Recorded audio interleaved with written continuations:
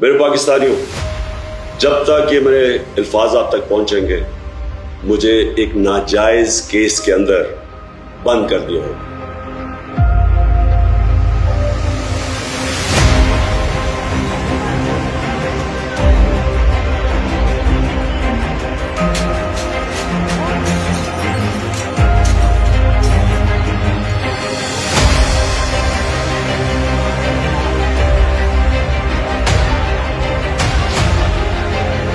मैंने वाज़े कहा है कि 2 दफा मुझे कत्ल करने की कोशिश की है, ये जिसको हम डर्टी हैरी कहते हैं। तो मैं ये वाज़े करना चाहता हूं कि अगर मुझे कुछ हुआ, इसके पीछे ये होगा डर्टी हैरी।